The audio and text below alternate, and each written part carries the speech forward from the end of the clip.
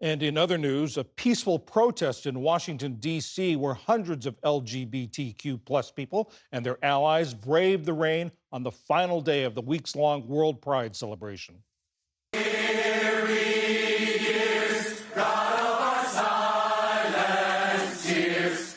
The tone was more political than Saturday's parade.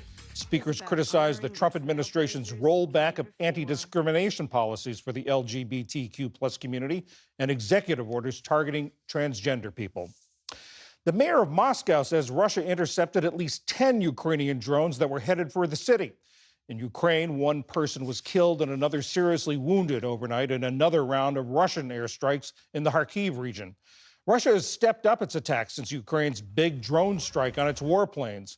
Ukrainian President Volodymyr Zelensky told ABC News that the covert operation was a setback for Russia's military. We have our analytics that we destroyed 34% of their strategic air jets, and especially those jets which they used to attack our civil infrastructure, people, children. They killed a lot of people. The price of this operation, this for Russians, more than $7 billion. NATO says Ukraine hit about 40 Russian warplanes, but estimates that only 10 were destroyed. Military experts say it will take years for Russia to replace the bombers.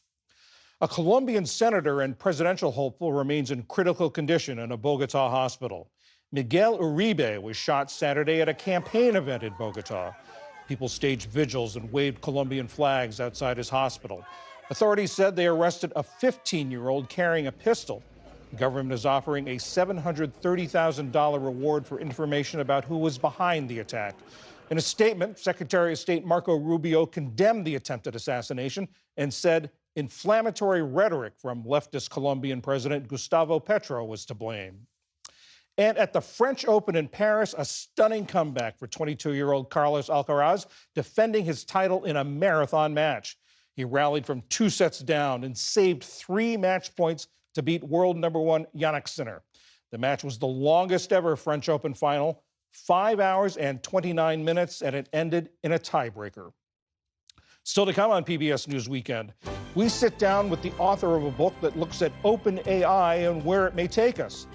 And we explore a potentially groundbreaking solution to a disease devastating the citrus industry. This is PBS News Weekend from the David M. Rubenstein studio at WETA in Washington, home of the PBS NewsHour, weeknights on PBS.